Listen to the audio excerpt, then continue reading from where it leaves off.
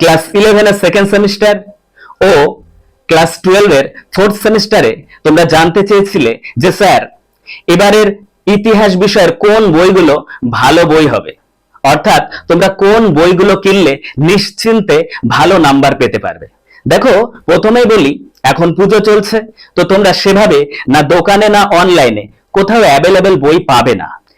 কিন্তু পুজোর পরেই তোমরা দোকান এবং অনলাইনে সব জায়গায় বিভিন্ন কোম্পানির বিভিন্ন রাইটারের বইগুলো অ্যাভেলেবেল পেয়ে যাবে। এবারে দেখো, যে কোনো কোম্পানির যে কোনো পাঠ্য বই লেখা হয় সিলেবাসকে ডিপেন্ড করে।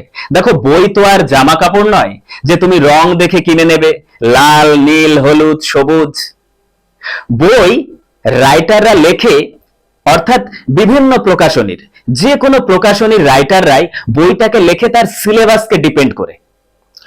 বোর্ড অর্থাৎ ওয়েস্ট বেঙ্গল বোর্ড যে সিলেবাস নির্ধারণ করে, সেই সিলেবাসকে ডিপেন্ড করেই পাঠ্যপুস্তক রচিত হয়। তাই যে কোনো রাইটারের বই, যে কোনো প্রকাশনীর বই খারাপ হয় না। সে তুমি রায় মার্টিন কিনতে পারো, ছায়া প্রকাশনী কিনতে পারো, পারুল কিনতে পারো, সাঁতরা কিনতে পারো, প্রান্তিক কিনতে পারো, সব বই সিলেবাসকে ডিপেন্ড করে লেখা হয়েছে। এবার হ্যাঁ, কি হয়, কোন প্রকাশনীর কোন রাইটার তার সিলেবাসকে একটু শর্টে লিখতে পারে বা কোনো বিষয়কে একটু বড় করে লিখতে পারে। আর একটা বিষয় হয় যে কোন রাইটার, কোন প্রকাশনীর কোন রাইটার কিছু সময় দেখা যায় সহজ শব্দতে লিখে থাকেন, আবার কোন কোন প্রকাশনীর কোন কোন রাইটাররা কখনো কখনো একটু কঠিন শব্দ দিয়ে লিখে থাকেন। এই কিন্তু সিলেবাসকে ডিপেন্ড করে। অর্থাৎ তোমার স্কুল থেকেও যদি কোনো পাঠ্যপুস্তক সিলেক্ট করে থাকে, সেটাও তুমি কিনতে পারো, কোনো অসুবিধা নেই। প্রত্যেকটা প্রকাশনীর প্রত্যেকটা রাইটার সিলেবাসকে ডিপেন্ড করে বইটা লিখে থাকেন। এবারে আসি সহায়িকা বইয়ের ক্ষেত্রে। সহায়িকার বইয়ের ক্ষেত্রে তুমি, হ্যাঁ, তো তোমরা যারা এই ভিডিওটি দেখছো তারা চ্যানেলটি সাবস্ক্রাইব করে আমাদের পাশেই থেকো।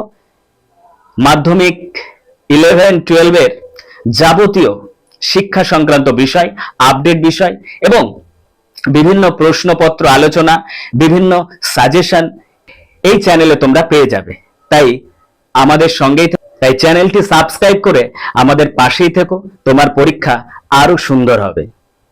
তো এবারে আসি সহায়িকা বইয়ের ক্ষেত্রে। দেখো, 11-12 এর এই যে সেমিস্টার, অর্থাৎ বড় কোশ্চেনের পরীক্ষা, এখানে যেমন যারা আমার স্টুডেন্ট, যারা আমার কাছে পড়ে, তো তারা নোটস ভিত্তিকই পড়াশোনা করবে।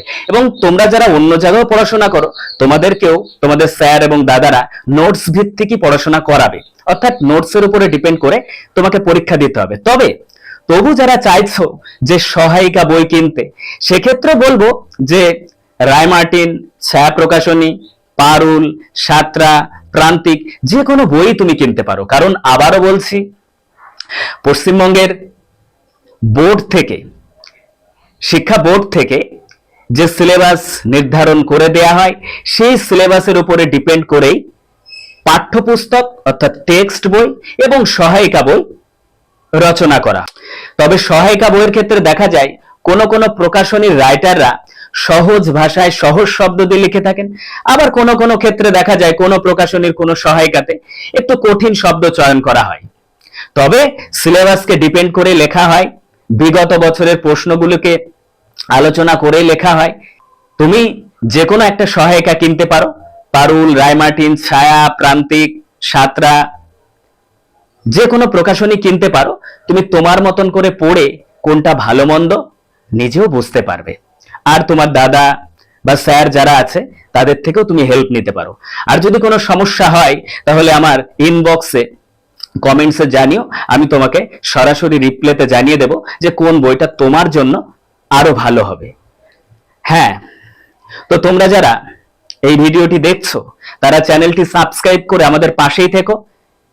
মাধ্যমিক 11-12 এর যাবতীয় শিক্ষা সংক্রান্ত বিষয়, আপডেট বিষয় এবং বিভিন্ন প্রশ্নপত্র আলোচনা, বিভিন্ন সাজেশন এই চ্যানেলে তোমরা পেয়ে যাবে। তাই আমাদের সঙ্গেই থেকো, চ্যানেলটি সাবস্ক্রাইব করো, তোমার পরীক্ষা আরো সুন্দর হবে।